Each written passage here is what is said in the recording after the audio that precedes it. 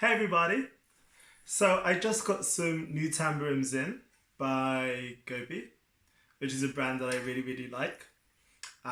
It's a really nice, sturdy, well constructed tamborim, like a lot of their instruments, and I thought it'd be really cool to give like a quick starter of what's it like to buy a tamborim and to receive it, and tuning it, what it comes with, and then like basic stuff of how do you hold it, how do you hit it, what sticks do you use, etc, etc, etc.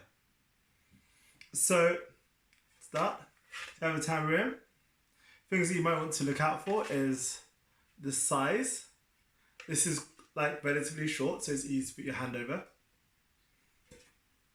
And the lugs it has, you have different ones. So this comes in like sets of two, and you'll have ones that have like sets of one over.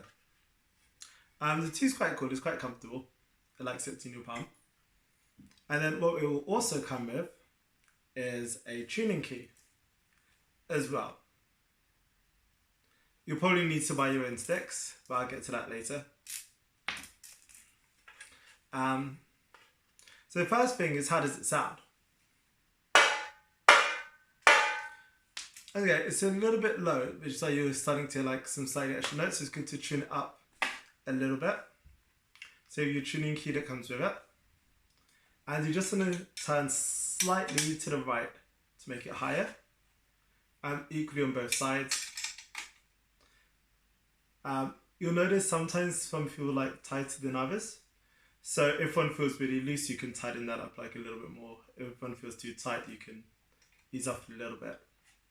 And then, although this is 5, you want to go kind of opposite so that there's balance and that there's relatively equal tension that's putting across the tamborim at all times. So just tuning these up. You kind of feel it starts to give like a little bit of resistance when it's getting to a point of tightness. For some reason for a lot of these, I don't know if it's like a personal choice, but they've tightened one and left the second quite loose. Within the bass view, the tamborims are quite high pitched and they kind of go on a frequency higher than everything else. So it's good to have almost like a piercing gunshot type sound. That's much better.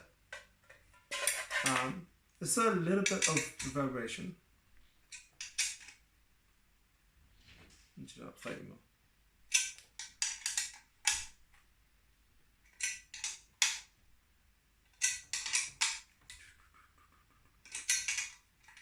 It's also good when you tune to tune incrementally so that you don't like over tighten and stretch the skin too much on one side or the metal.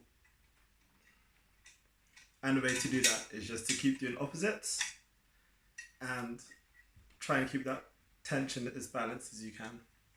And the more you do it, the more you'll get a feel for it and what works and what doesn't. Much better. Okay, so now sticks.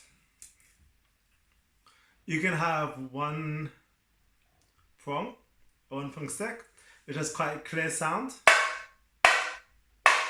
but could get lost in like a really big or heavy bass sphere. Or what you're more likely to see nowadays is ones that have 3 or more prongs. I think this is 7, yeah, it's 7, with little bulbas at the end. You don't want to smash the tamborim too much into the sticks, it could break the skin. They're made to be loud even if soft playing. That's 7. And that's 1.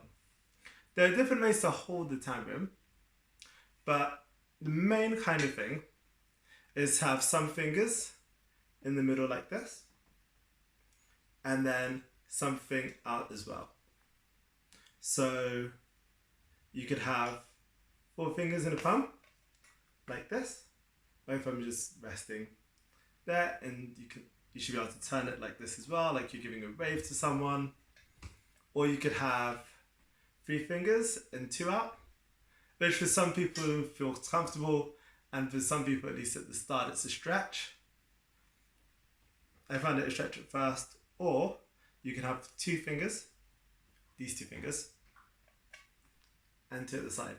I don't use this method too much, but the same principle applies. I have seen people play with their thumb out. If you're a kid, it might be easier, but then you also run the risk of hitting yourself with a stick. It's probably better here. Nice. So when you hit, the main hit is just to hit and come up. Bat, bat, bat. You can hit in the center, or if you want a louder sound, you can hit the rim as well. Yeah. And in some cases, you might see people using their fingers sometimes too. So I'll go through 2 basic grooves. The carretero, the standard swing, just like a little bit slowly. And how you can play like a teleco-teco groove with your finger as well to keep the swing.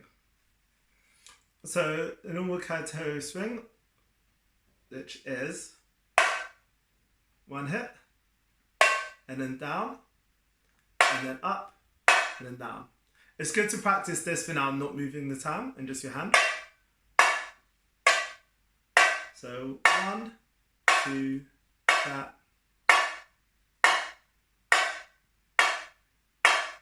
And arms kind of like at an elbow. You might also want to make sure that your wrists and hands are just going straight down like this, instead of turning it too much to come up and having tension. Yeah. So yeah.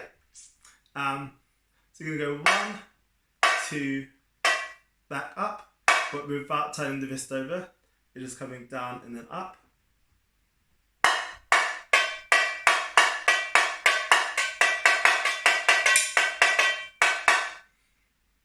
And then to make it easier, what people do is turn the timing as they play. So let's just turn the wrist.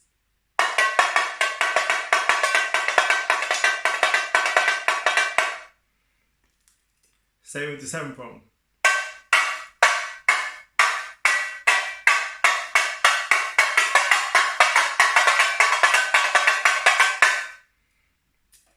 Cool. The next groove, the teleco-teco, there are different variations for it. The one I'm going to use now goes Congo, Mozambique, South Africa, Congo, Mozambique, South Africa. Yeah. Normally it starts with Mozambique, South Africa, Congo, Mozambique, South Africa. But that's just before the first beat, which is tricky. So one way to go into it, if you want to start in the first beat, is to say Congo 3 times. And I'll just play it quickly and then I'll explain some of the technique. So all of these hits.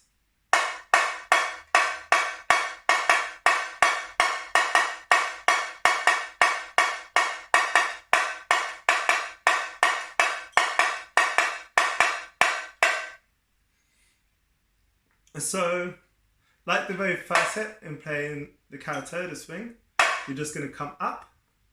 And for the notes that you're not playing, you're going to just use your finger to play on the other side of the drum and keep time. So you have con, go, Mozambique, South Africa, con, go, Mozambique, South Africa, con, go. A little bit faster.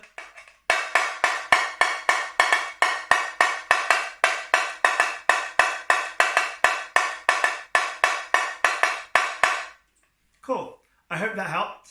If you have like any more questions, please let me know. Great. I'll see you soon. Bye.